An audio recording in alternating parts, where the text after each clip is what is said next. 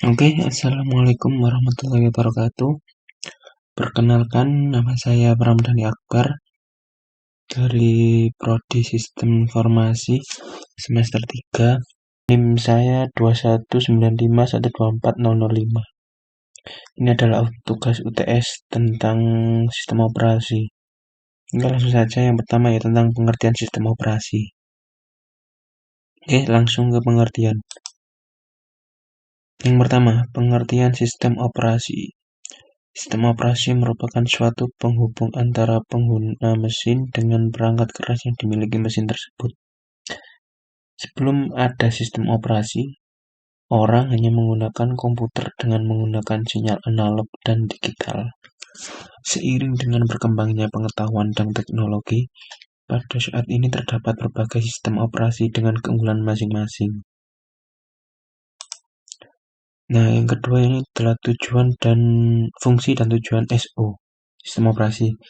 Fungsi dan tujuan sistem operasi adalah mengontrol eksekusi program-program aplikasi dan juga sebagai interface antara pengguna komputer dan hardware komputer. Namun, secara umum sistem operasi memiliki 3 tujuan dasar, yaitu yang pertama, efisien. Efisien berarti sistem operasi memungkinkan sumber daya sistem komputer untuk digunakan dengan cara yang efisien. Kemudian, yang kedua, kemudahan, yaitu sistem operasi membuat komputer lebih mudah dipakai. Kemudian yang ketiga, kemampuan berevolusi. Sistem operasi harus disusun sedemikian rupa sehingga memungkinkan pengembangan yang efektif, pengujian, dan beberapa fungsi sistem yang baru tanpa mengganggu layanan yang telah ada. Oke, selanjutnya sistem operasi. Jenis-jenis sistem operasi.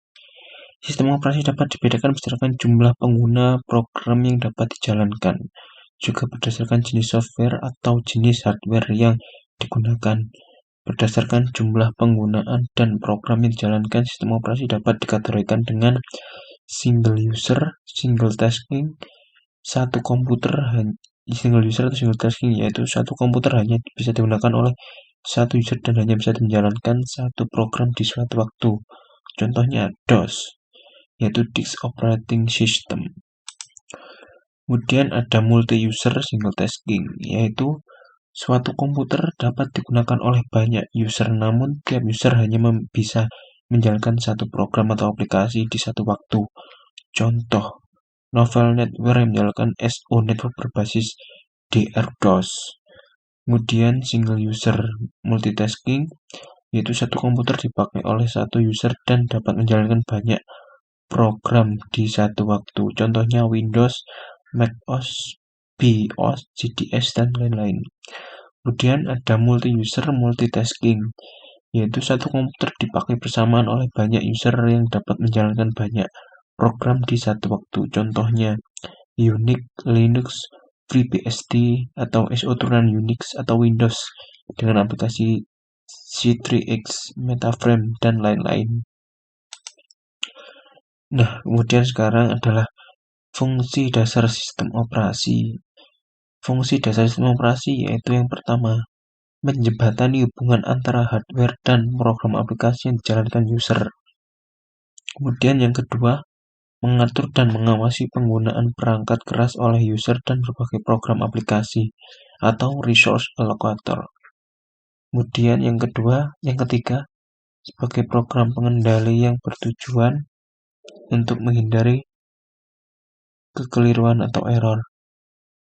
Dan pengguna komputer yang tidak perlu sebagai guardian yang menjaga komputer dari berbagai kemungkinan kerusakan.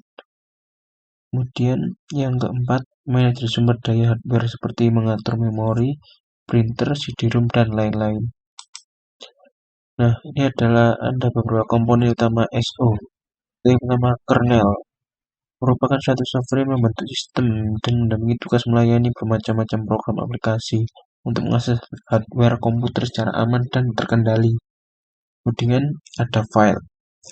File di sini merupakan file-file yang dibentuk atau dijalankan oleh sistem operasi. File juga di sini berarti sistem berkas dan file sistem yang dimiliki oleh suatu sistem operasi. Kemudian ada user interface. yaitu sebuah sistem operasi yang memiliki karakteristik interface yang memiliki interaksi antara user dengan komputer.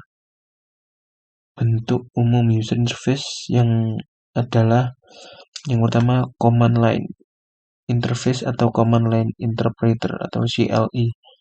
Terus kemudian ada GUI atau graphical user interface. Nah, di sini ada pengertian kernel sistem operasi.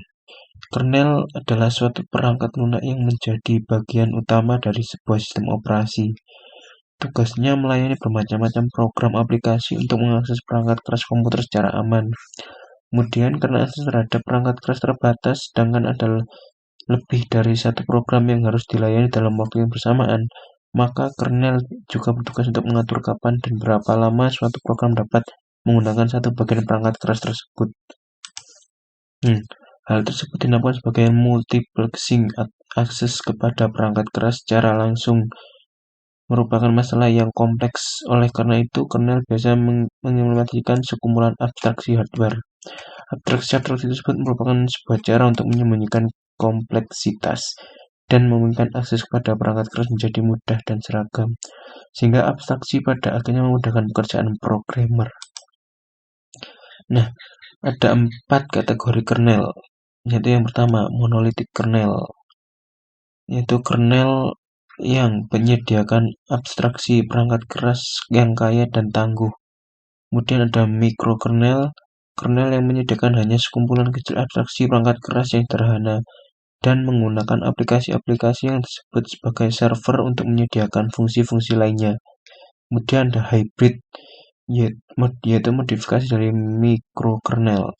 Kemudian kernel yang mirip microkernel, tetapi ia juga memasukkan beberapa kode tambahan di kernel agar ia menjadi lebih cepat. Kemudian ada exokernel, kernel yang tidak dapat menyediakan sama sekali abstraksi hardware, tapi ia menyediakan sekumpulan pustaka yang menyediakan fungsi-fungsi akses ke perangkat keras secara langsung atau hampir langsung.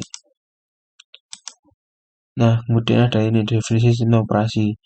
Definisi sistem operasi bisa beraneka ragam tergantung pada perkembangan zaman dan teknologi. Tapi secara garis besar, sistem operasi dapat dijelaskan sebagai berikut. Yang pertama, sistem operasi adalah software yang mengontrol hardware, jadi hanya berupa program biasa.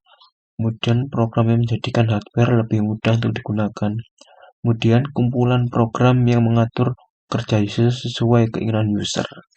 Nah, jadi itu dia kesimpulan dari definisi sistem operasi. Kurang lebih itu bisa saya sampaikan. Kurang lebihnya saya mohon maaf.